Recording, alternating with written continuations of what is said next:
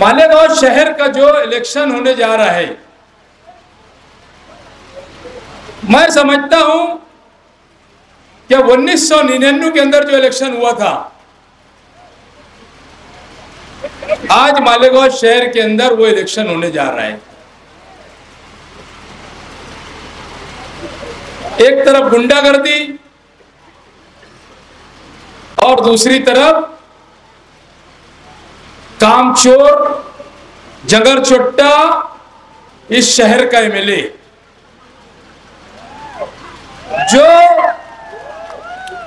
जो शहर के हित के अंदर कभी किसी ने उन्होंने काम नहीं किया।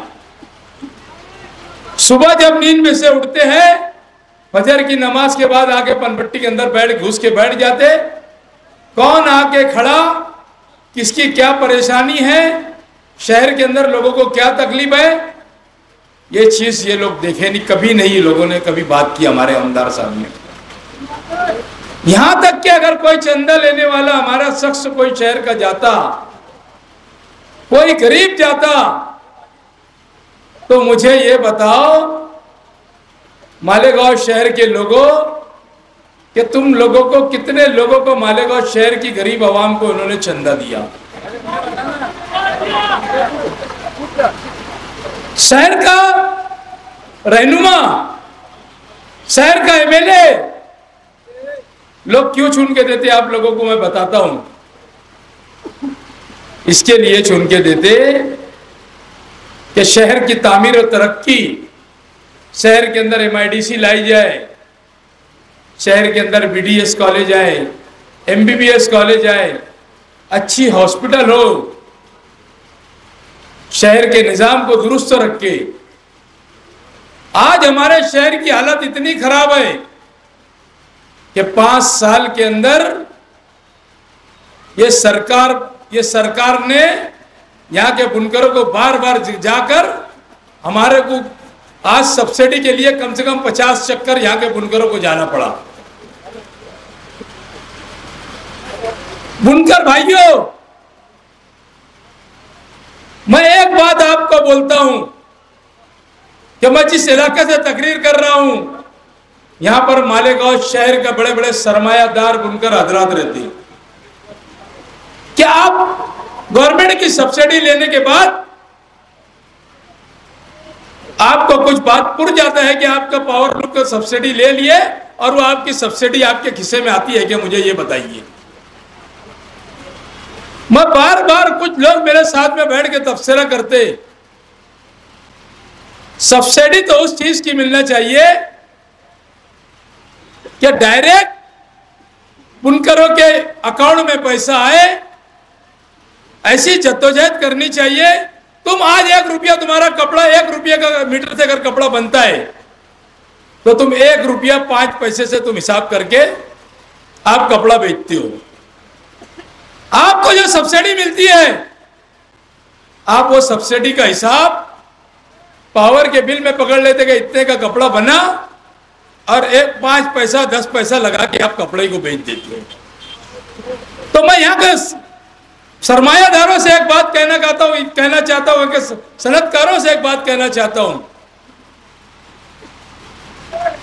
कि आप लोगों को ये सब्सिडी का कोई फायदा नहीं मिलता। गवर्नमेंट के अंदर आने वाली सरकार कांग्रेस पार्टी की आने वाली है। आप लोगों को अल्लाह ने अगर तुम लोगों ने चुन कर दिया तो मैं समझता हूं कि ये जो सब्सिडी है ये बुनकरों के अकाउंट में डायरेक्ट डाली जाएंगी, जो उसका फायदा यहां के बुनकरों को मिलना चाहिए। मगर हमारा बुनकर भाई समझता ही नहीं, ये सरकार क्या हमें भीख दे रही है क्या? और यहां का सरमायादार मस्जिद में जाके दुआ कर लेगा, अल्लाह से मांग लेगा, मगर एक घमंडी आदमी जो कहता है कि अगर आपको मेरे दर पे आना है तो तेरे 40-35 चढ़ के आना होगा, उसके बाद मैं सोचूंगा कि काम करना है कि नहीं करना है। मैंने 2 जलसे में बोला ना कि इसके अंदर दिमाग के अंदर वायरस है, वायरस, और वो वायरस का पता कल चल गया। कल उसने जो भिमला भिमला के बोला साइकिल वोट दो, साइकिल वोट।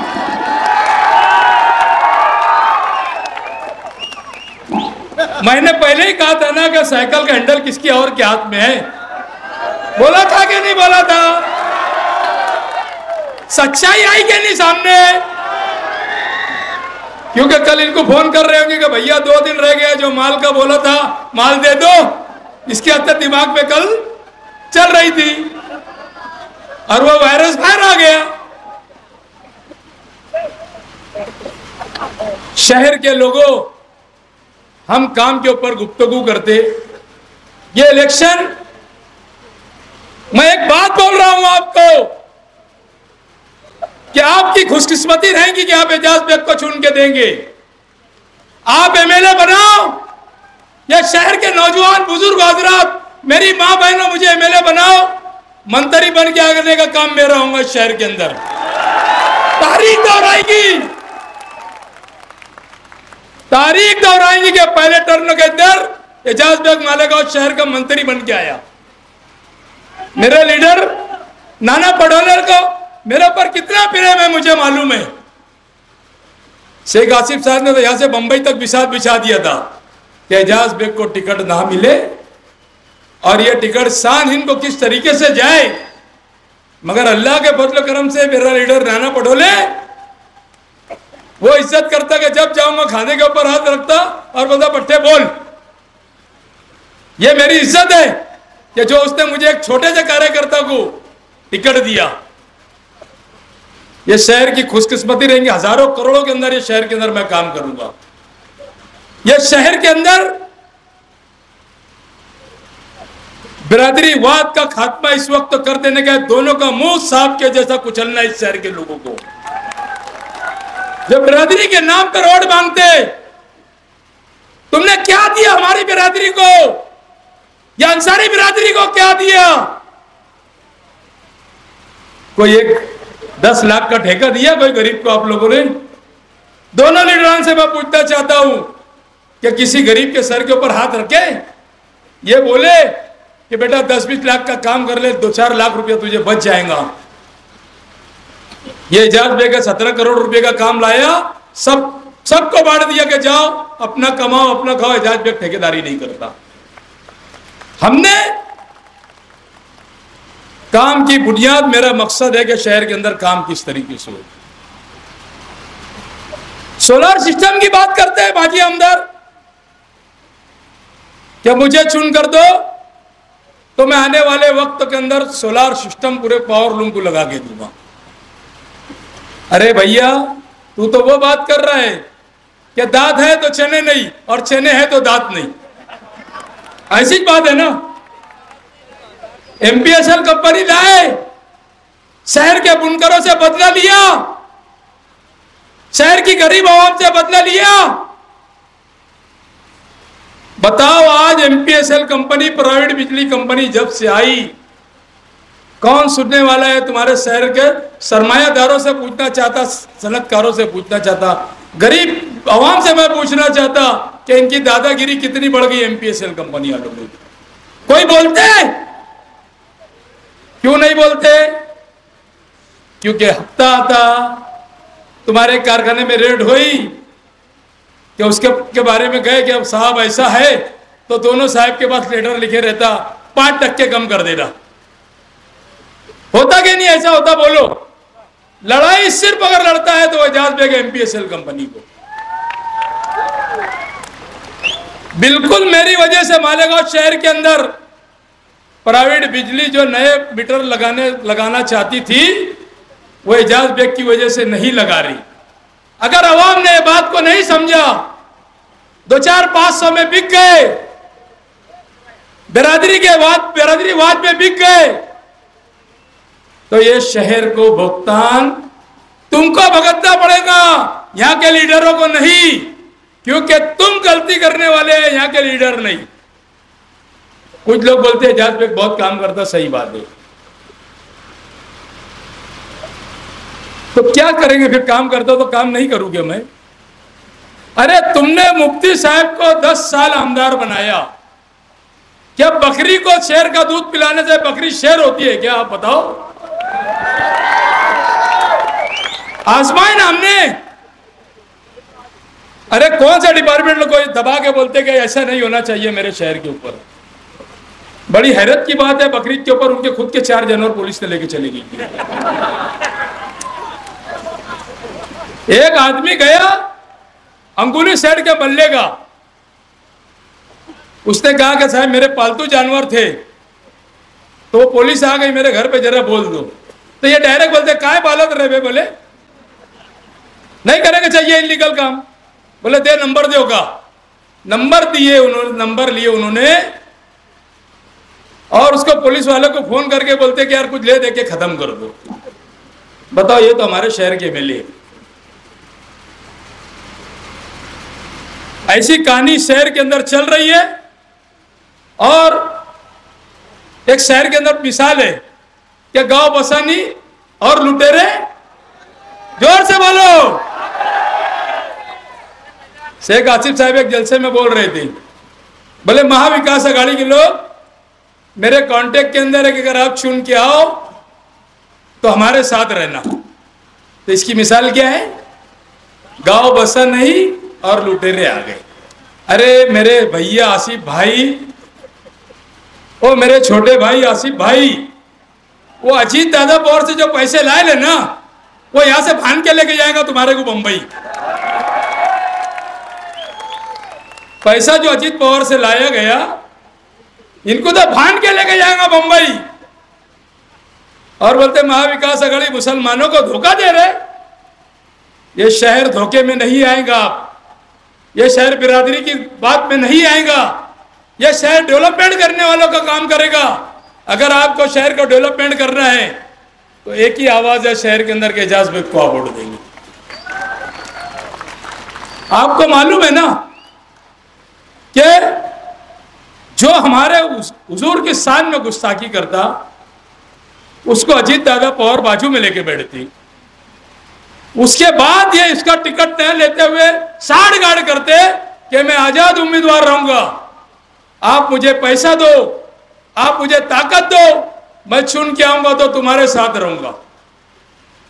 ऐसा हो नहीं सकता। यह तो तीसरे नंबर के ऊपर है, बात भी नहीं है इसकी। रहा सवाल अब कामकाज के बारे में, हजरत ने कल एक बात बोले, इतना झूठ मत बोलो कि जब आपको तकलीफ हुई तो मालेगांव शहर के हर छोटा बड़ा कार्यकर्ता, हर लीडर आपको मिलने के वास्ते गया। आपने कल जलसे के अंदर बात बोली, मुझे वो बात बहुत खराब लगी। क्या यार, मेरे बीमार होने के ऊपर लोगों ने मिठाइयां बांटा। हजरत, आप एक अच्छे आलिम दीन हो, एक अच्छे सियासतदान नहीं है आप। मैं खुद आपको जब देखने के लिए गया तो मेरी आंख में आंसू आ गया। जिस तरीके से तकलीफ में वो जी रहे थे, तकलीफ जो हिसाब से थी उनके, तो मेरे को आंख में आंसू आ गया। हमने दुआ भी किया कि अल्लाह ताला इनको अच्छा कर दे। मगर हर चीज को सियासी नजर से अगर देखेंगे तो ये शहर बर्दाश्त नहीं करेगा। मैंने उस जलसे में पीछे बोला था ना कि ये आप रोने धोने के धंधे इन्होंने चालू कर दिए। कल मेरी वो चाची तायरा मैडम ने भी रोना धोना चालू करी और मुफ्ती साहब के लोगों ने भी रोना धोना चालू करा। यह शहर के लोग अब आंसू पोंछने के लिए नहीं जाएंगे, किसी का आंसू नहीं पहुंचेगा। यह शहर डेवलपमेंट देखना चाहता। मैं आप लोगों को बोलता, नयापुरे के लोगों, मोमिनपुरे के लोगों, बड़े की मार्केट के पास आचार संहिता के बाद बड़ा कॉम्प्लेक्स बनने वाला है। उस वक्त का स्टैंडिंग कमेटी का चेयरमैन एजाज बेग, उस वक्त का मेयर हाजी इब्राहिम सेठ ने उसके एवज में 2 करोड़ रुपए का हाल बनाने का यहां पर यह किया था। मेरी पूरी नजर है, मैंने वो जो खोली वाले थे उनका सेटलमेंट जो ठेकेदार था उससे करवा दिया। इसके लिए करवाया कि आज अगर हमारा वहां पर काम चालू होता तो 2 करोड़ रुपए का मरूम हाजी यासीन सेठ के नाम से उन्होंने ठहराव किया था, यहां पर हाल बनेगा। इसके पीछे हम लोग डेवलपमेंट का काम करते, हम जात बिरादरी का काम नहीं करते। आप लोगों को मैं यही कहूंगा कि आने वाला वक्त तो मैं मेरे वर्करों को, आज मेरे 4 महीने से 3 महीने से मेरी पार्टी के तमाम लोग मेरे वर्कर, मैं एक बात जरूर बोलता हूं, पुलिस डिपार्टमेंट कान खोल के सुन लो, किसी के इशारे के ऊपर अगर हमारे कार्यकर्ता लोगों को तकलीफ देंगे तो इलेक्शन 20 तारीख को खत्म हो जाएगा, मगर उसके बाद मैं भी नहीं छोड़ूंगा, ख्याल रखना। और तड़ी पार की नोटिस दे रहे हमारे कार्यकर्ता को, सट्टा जुगाड़ चलाने वालों को तड़ी पार की नोटिस नहीं। शेख आसिफ का काम सट्टा चलाने वाले करेंगे, जुगाड़ चलाने वाले करेंगे, और मगर ईमानदारी की रोटी रोजी करने वाले कुरैश बिरादरी के लोग अगर मेरा काम करेंगे तो उनको तड़ी पार की नोटिस की बात करते। कुरैश बिरादरी के छोटे मोटे धंधा करने वाले, तुम्हारे को आंख खोल कर देखना चाहिए, दिल पे हाथ रख के मैं तुम्हारे को पूछना चाहता हूं कि तुम्हारी तकलीफ के अंदर कौन आया मालेगांव शहर के अंदर? एक ही बात बोलना आप लोगों ने, तुम्हारे दुख सुख के अंदर कौन आता? कभी कोई नहीं आए, सिर्फ और सिर्फ कुरैश बिरादरी को दाना डाले और बोल दिए कि तुम्हारे को शादी का हाल बना देंगे। शेख आसिफ के साथ 52 पत्ते की जो गड्डी रहती ना पत्ते की, वैसा लेके घूमता, जिसको जो लगा वो देता, इक्का ले, दूरी ले, तिरी ले, सबको शादी का हाल ही देता भैया। हर बिरादरी को बिरादरी के अंदर किसी ने बांटा तो हमारा भाई शेख आसिफ है, इसने पूरे शहर के लोगों को बिरादरी के अंदर बांटा, सबको दे तक जो मिला। अभी कल एक तमोली भैया मिले मेरे को, बोला क्या भैया? बोले यार, बोला बोले घेर लो, बोले क्या बोला? घेर लो बोले। बोला फिर? बोले पत्थर मार दिए ना भैया हमने। ये सब लालूच देने का धंधा ये सब करता है। आने वाला वक्त 20 तारीख का और 23 तारीख का जब दिन निकलेगा तो मैं समझता हूं कि शहर का मुस्तकबिल 20 तारीख को आप तय करेंगे, क्योंकि आने वाले वक्त के अंदर शहर का विकास, शहर का डेवलपमेंट, शहर के अंदर MBBS कॉलेज, BDS कॉलेज, जिस तरीके से आप लोगों को, आपके बच्चियों को पढ़ने के लिए शहर के अंदर निजाम करूंगा इंशाअल्लाह ताला। मैं आप लोगों को आज बोलता हूं कि अल्लाह ने अगर चाहा, आप लोगों ने मुझे चुन के दिया तो मैं 1000 करोड़ रुपए का हर साल काम करूंगा। ये 100-200 करोड़ झूठ बोलने का काम भी नहीं करूंगा। आप लोगों को सुबह सवेरे उठना है, 20 तारीख को आज अपने घरों पे जाकर सबको बोलना है कि चिट्ठी पौती ले लो। सवेरे नींद में से बेदार होना है आप लोगों को, और बेदार होने के बाद पहले अपने घरों की ओर गिराना है, क्योंकि सब इधर उधर हो जाते। और एक बात, मेरी बात 2 मिनट के लिए मैं और बोल रहा हूं, 5 मिनट तो बाकी है, वरना मैं 2 मिनट के अंदर और खत्म करूंगा कि कल से जो है नई नई हवा चलाएंगे गांव के अंदर, क्योंकि इनके धंधे है, ये मेरा धंधा नहीं है। मेरा शौक है, मैं चिराग को शौक से जलाता। आप ये कल बोलने के जाज पे बैठ गया, साइकिल में चले गया, साइकिल का हैंडल तो खुद टेढ़ा है, मैं कैसे बैठूंगा उसके ऊपर? ये सारी चीजों का इनका प्लानिंग है। ये जाके लोगों को बोलते, ये बीजेपी के दलाल लोगों को हिसाब चुकता करना है शहर के लोगों को। और आने वाली 20 तारीख को फजर की नमाज के बाद अल्लाह से दुआ करने के अल्लाह पाक 1999 की तारीख शहर दोहराने जा रहा है इंशाअल्लाह ताला। मैं आपके सामने 23 तारीख को आऊंगा और आप लोगों के रूबरू रहूंगा। शुक्रिया, जय नटला मलिक।